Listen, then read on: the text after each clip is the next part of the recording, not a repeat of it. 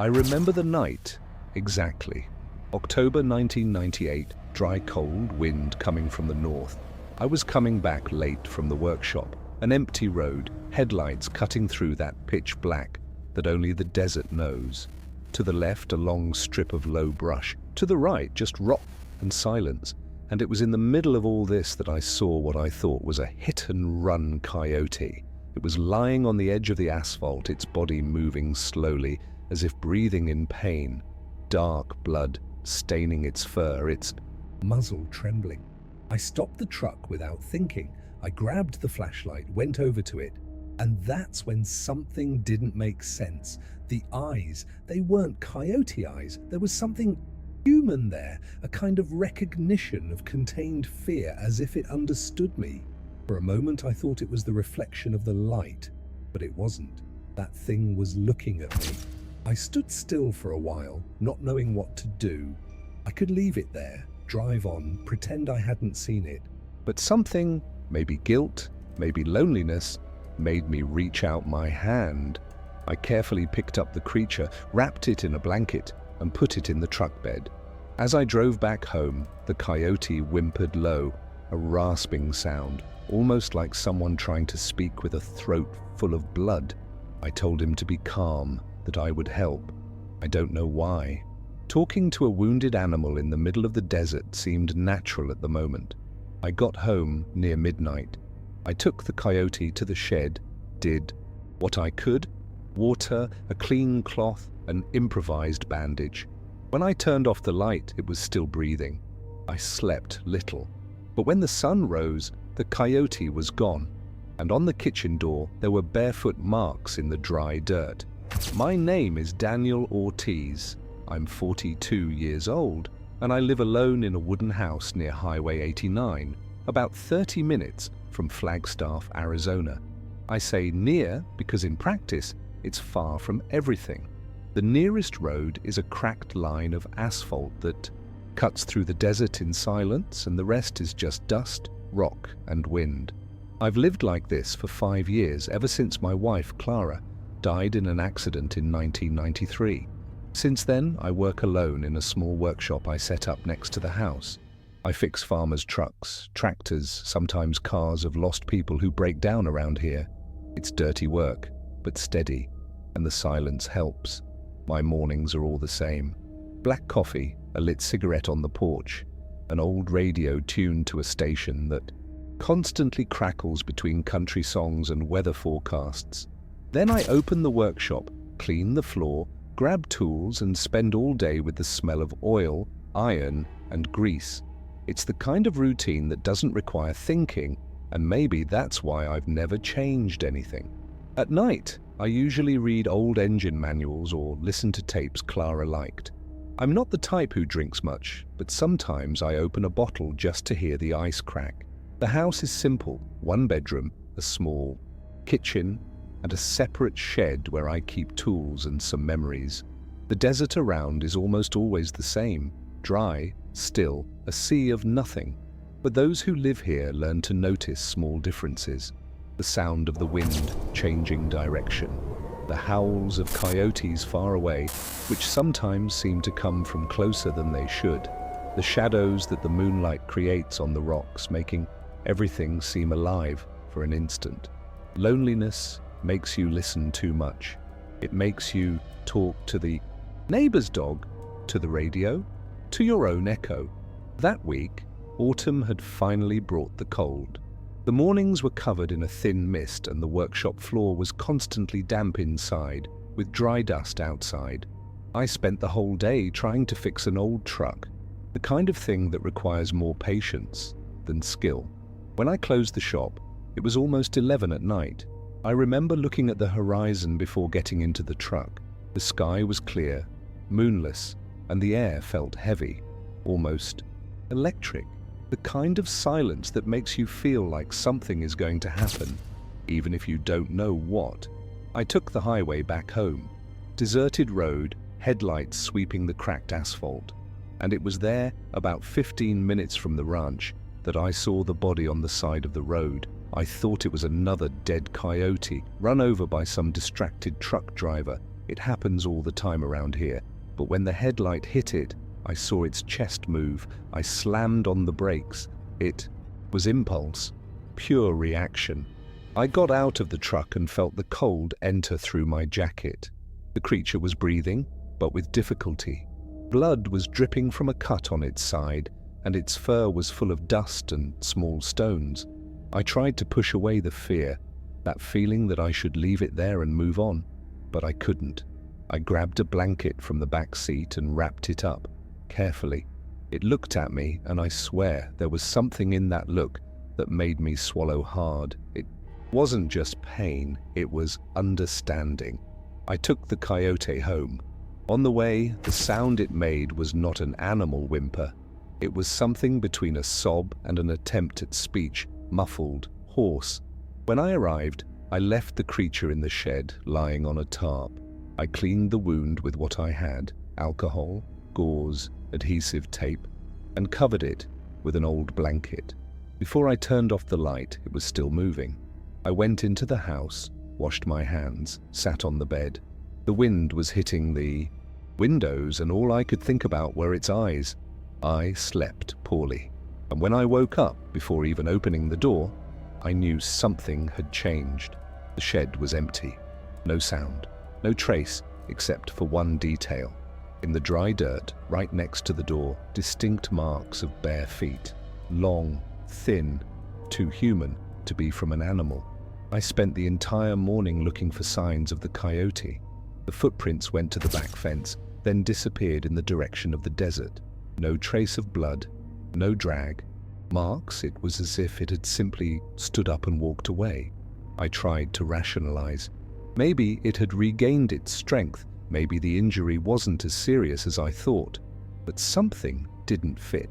The bandage I made, improvised with tape and gauze, was tossed aside next to the gate, torn with too much precision to have been ripped off with teeth.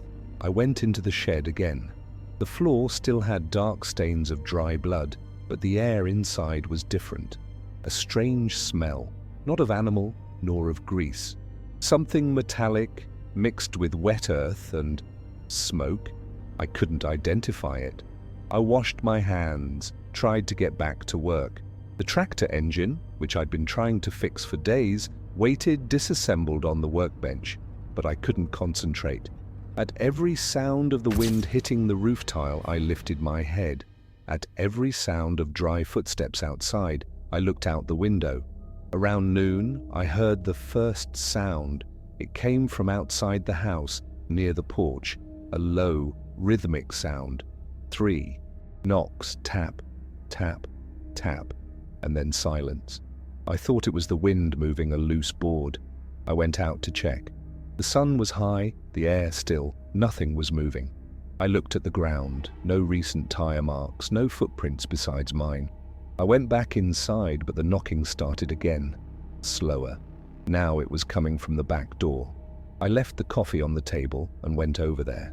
The old wood vibrated with each blow, soft, as if someone was afraid of being heard. I opened it all at once. Nothing. Just the desert. That strange feeling began to grow, the kind of restlessness that has no shape but weighs in your stomach. I closed the door, locked it, and went back to the kitchen. That's when I noticed something on the sink. Footprints. Tiny marks of dry mud on the cement floor, leading to the bowl I had used to mix water with alcohol the night before. The same bowl I used to clean the coyote's wound. Inside it, the little water that remained had a streak of fresh blood. Don't know why, but I couldn't throw it away. I left it there, covered with a cloth, as if a part of me still wanted to believe he would return. That night, the wind picked up. The cold came with it. The moonless sky plunged the ranch into a darkness that felt solid. The shed light flickered, weak, and the generator made an irregular sound, as if it too were nervous. Around 11, while checking tools, I heard the sound again. But now it was different. It was a voice, low, hoarse, drawn out, coming from outside. I stopped what I was doing. The sound was coming from the porch. "Daniel!" I almost dropped the wrench. It was my voice. or something very close to it. I slowly opened the window. Outside, the darkness was complete. Only the sound of the wind. The voice didn't repeat itself, but I felt that someone was there, standing. I stayed motionless, breathing slowly, waiting for the sound of footsteps or something moving. Nothing. I woke up before the sun rose. The doors were locked, but I found something on the porch. A piece of fabric, the same kind of cloth I had used to clean the wound, soaked, heavy, still damp with blood. And next to it, imprinted in the fine dust of the wood, a mark. It wasn't an animal paw print. It was a handprint, large, elongated, with thin fingers and narrow tips as if they had short claws. I spent the rest of the day trying to find an explanation. Maybe a thief, someone playing a trick on me, a drunk neighbor. But there are no nearby neighbors. Here, just desert, miles of nothing. That night, I closed all the windows, turned off the lights, and left the loaded gun next to the bed. Even so, I slept little, and at some point between sleep and nightmare, I heard the sound of footsteps outside, slow, circling the house. Then a soft knock on the door, 3 times, like before. But now, between one knock and the next, a deep, rasping breath, trying to imitate mine. On the 3rd day, the desert dawned motionless. No sound of birds, no rustle, of wind through the dry trees. The kind of silence that seems to seep through the walls, heavy and dense, as if the world were waiting for something to happen. I hadn't slept properly. The sound of the knocking had returned twice during the night. Always 3 taps, always at the same cadence, always accompanied by that hoarse, scratchy breath that seemed to come from inside the wood. In the morning, I found new marks on the porch. This time, there were 2 footprints.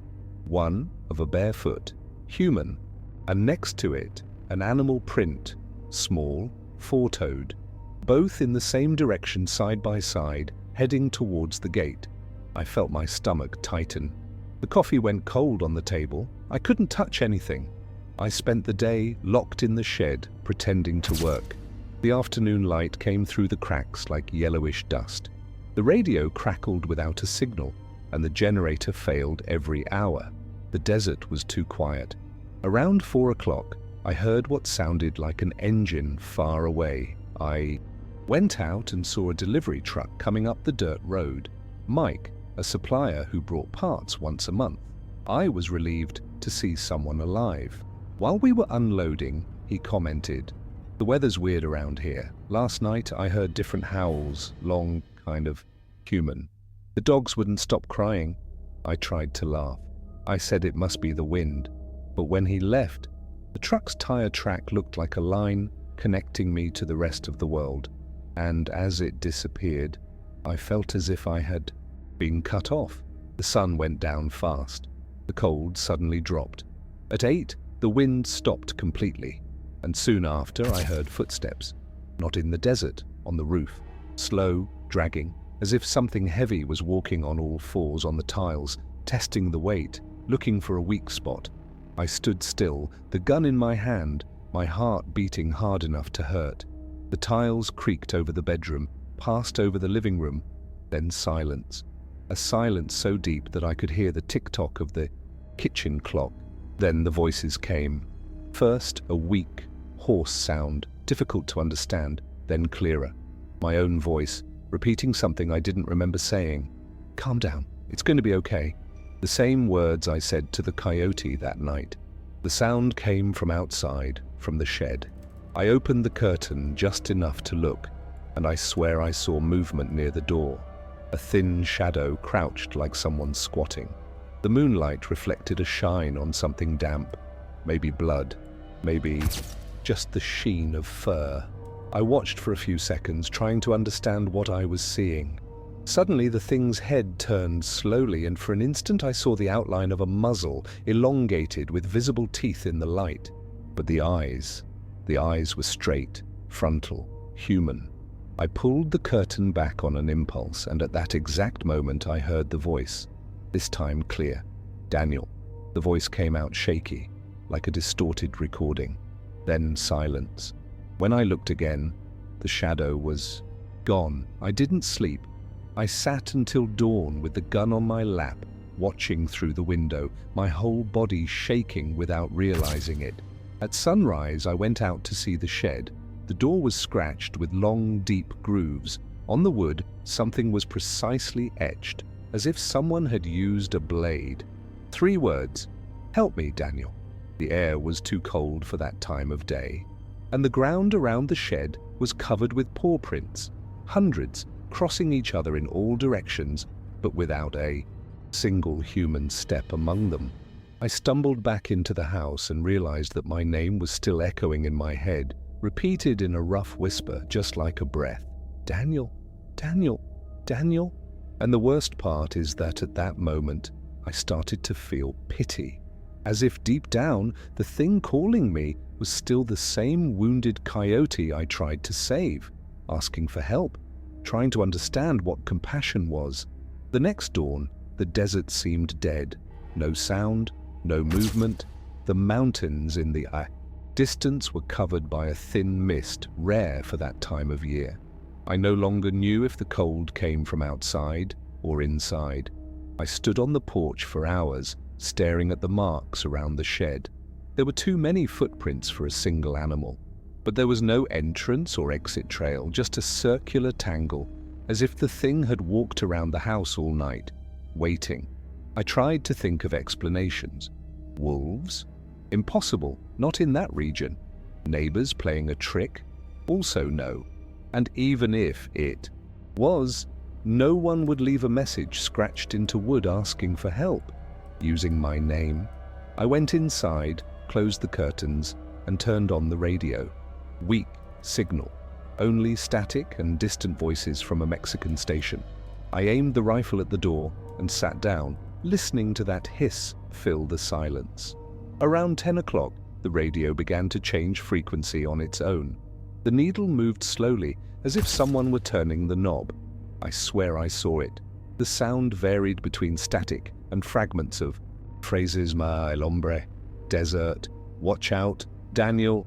I turned it off, and for a moment I thought about leaving, taking the truck, driving to Flagstaff, finding someone, anyone. But the tank was almost empty, and besides, I knew that if I left, that thing, would follow me. I spent the rest of the day trying to convince myself that I was tired, that everything was a coincidence, until I found the cloth. It was inside the sink, folded carefully. The same fabric I had left in the shed on the first night, but now clean, washed. Water was still dripping from the edges. My whole body went cold. That meant only one thing: someone came in while I was sleeping. I went to the bedroom, opened the closet, and looked for my flashlight, the old maglite. When I turned it on, I noticed something on the wall. 3 thin, parallel scratches like claws scraping the plaster. Below them, a symbol, 2 overlapping triangles forming a rhombus. It had been drawn with blood. I spent the rest of the day cleaning, burning the cloth, pouring bleach into the sink. The smell was unbearable. Even so, at night, it returned. It started the same way: 3 slow knocks on the door, then silence, and then a voice: "Mine. Open. Daniel." Only there was another sound mixed in, lower, deeper, as if something was trying to accompany the voice, imitating the rhythm, but without understanding the meaning. I leaned against the wall, holding the rifle, my heart racing. "Please." That word came out scratchy, cut in half, and it was what made me lose control. I shouted, "Who's there?" Silence. Then the sound of something retreating into the dry dirt. I looked through the crack in the window, and I saw, standing near the gate, a thin, tall silhouette, the arms too long, the head tilted to the side as if observing me. The moonlight reflected the shine of unblinking eyes. I raised the rifle, aimed, but the thing moved fast, a blur. I heard the sound of footsteps heading towards the desert. I fired once, just to scare it away. The echo was lost in the rocks. I was trembling. The adrenaline was burning, but inside me something began to change. The anger I felt wasn't just fear, it was guilt. because deep down I knew that what was out there was the same being I saved, and he was trying to come back. That night I wrote everything down in my workshop notebook: time, sounds, directions, smells. A methodical, almost military record. It was my way of dealing with fear, to rationalize. If I could understand it, maybe I could control it. In the last lines I wrote, he learned to walk, he learned to talk, and now he is learning to wait. I closed the notebook. I turned off the light. But before sleep arrived, the radio turned on by itself, and from the static came a low, hoarse voice, repeating only one phrase: "You let me die." Then silence, and the distant sound of something walking around the house, dragging its paws, accompanying every beat of my heart. The next day, I woke up with the sun hitting my face directly. I must have slept about 2 hours. The house was cold, as if the cold of the night had entered through the cracks. The radio was off, the rifle on my lap, my whole body aching. I went outside. Footprints circled the entire house, dozens of them, some human, others animal, superimposed. And right in the middle of the yard, where the ground is firmer, there was a different mark: 2 circles of ash, as if the soil had been burned. In the center, something buried, the tip of a bone, white, clean. I knelt and touched the ground. It was still warm. I went back inside with the feeling of being watched. With every step, the floor creaked too loudly. The light passed through the cracks in the boards, cutting the dust-filled air. I picked up the notebook and started writing, but the pencil was shaking in my hand. I could no longer pretend that this was a coincidence. That night, I decided to stay in the shed. I took the rifle, 2 flashlights, and my canteen. I chained the doors shut. The generator was failing, so I used a small emergency lamp. When the sun set, the wind died again, and the silence returned. Around 9 o'clock, I heard the first sound, a soft scratching on the outer wall, then another, and yet another, on the opposite side. It was as if there was more than one. I grabbed the rifle, turned off the light, and listened. The scratches moved across the wood, circling, switching sides, going up, going down. Sometimes a sound of deep, gasping breath. Then came the whispers. "Danielle, help! It's cold." The voice was mine, but there were others mixed in, different, imprecise tones, as if several mouths were trying to repeat the same sound without understanding the meaning. Suddenly a loud bang on the door. The chain vibrated, another, stronger. The rifle almost slipped from my sweaty hand. I turned on the flashlight and aimed at the door, and through a crack in the wood, I saw an eye, yellow, round, with a vertical pupil. But the contour of the skin around it was human. The thing retreated quickly, and before I could react, I heard the sound of it running across the roof. Light, fast footsteps, then total silence. I turned off the flashlight and stayed there, in the dark, waiting. Time passed slowly, measured only by my breathing. Then came the sound I feared most. The voice from inside the workshop, behind me. "You helped me." I spun around and pointed the rifle. The flashlight beam cut through the dark and illuminated the corner near the workbench. And he was there, standing, hunchbacked, as if the ceiling were too low.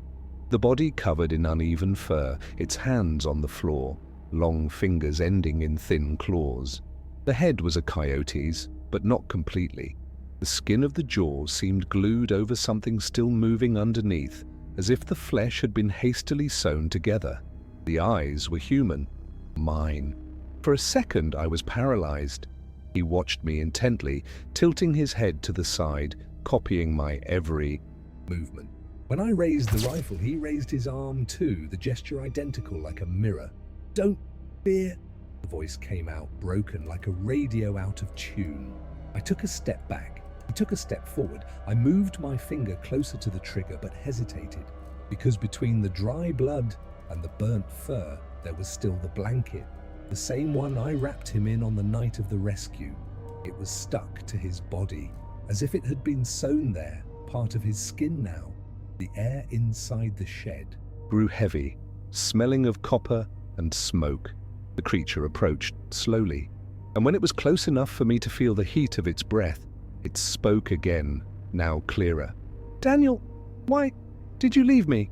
The sound was not a shout, it was a lament, and before I could think, the generator popped and everything went out. The darkness was absolute. I fired in the dark. The sound exploded inside the shed, echoing off the metal walls.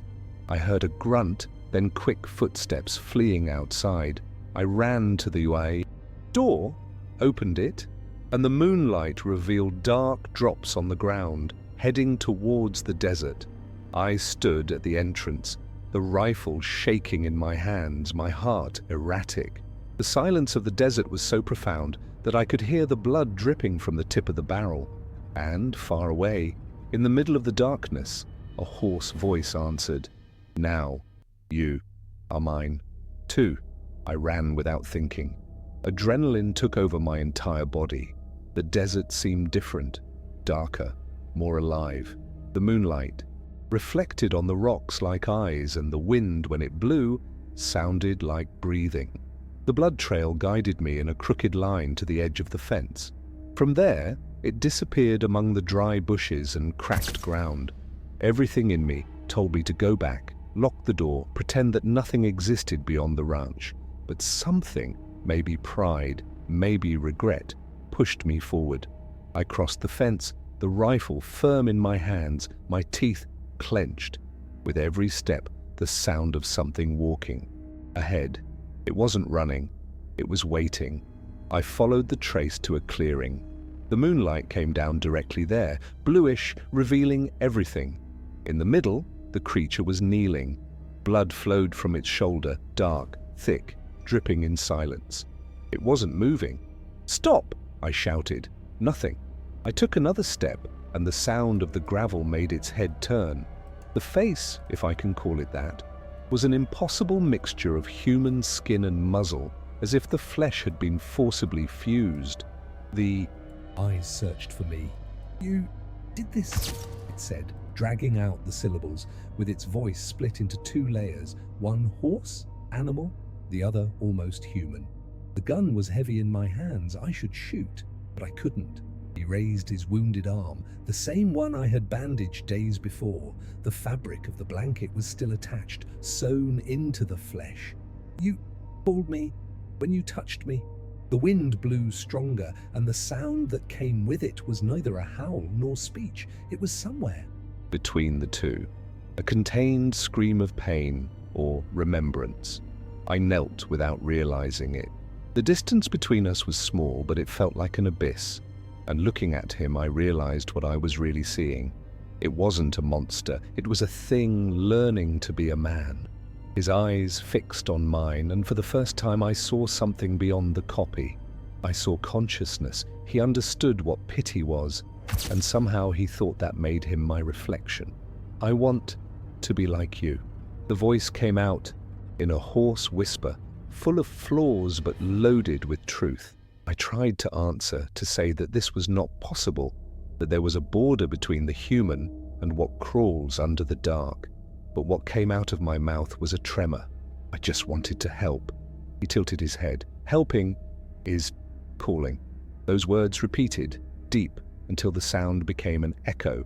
And then from the desert, other echoes answered. 3, 4, 5 voices, all imitating mine. "Helping is calling. Help. Daniel." The air grew heavy.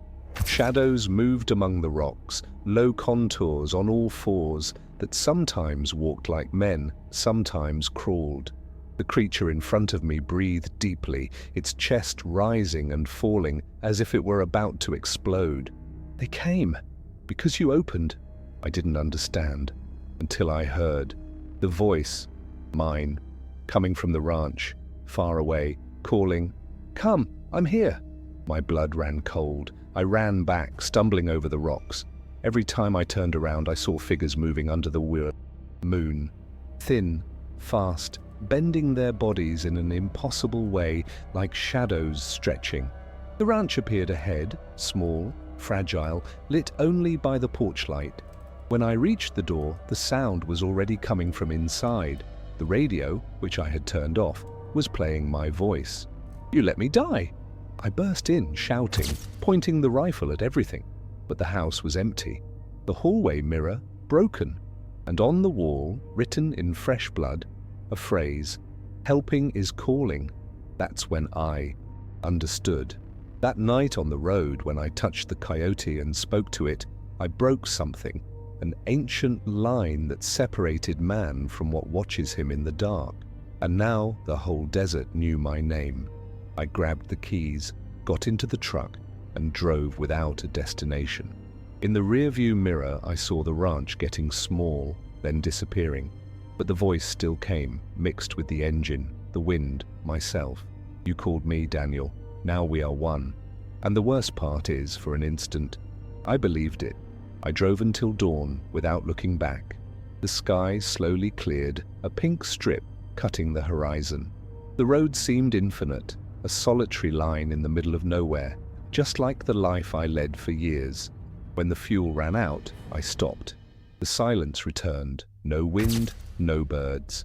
Only the distant sound of something moving among the rocks. I looked in the rearview mirror, and I swear I saw it. Behind me, right at the bend in the road, a thin figure was walking slowly on the shoulder. The same hunched posture, the same long arms. But there was another detail. The reflection of the sun hit its face, and for a second, I saw what looked like my own face, dry, stretched, as if the desert had copied me. I turned off the engine and closed my eyes. I took a deep breath. Too late to run. The desert doesn't chase, it absorbs. Today I live somewhere else. I sold the ranch, left the workshop, left everything behind.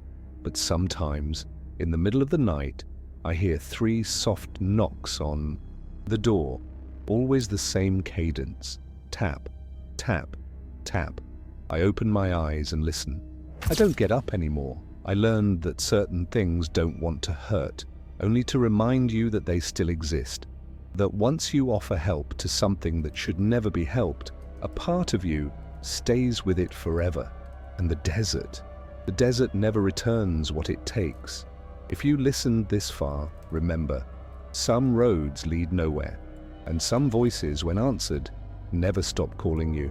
If you liked this story, like, subscribe, and share with anyone who still believes the desert is just sand and wind. There are more accounts like this waiting.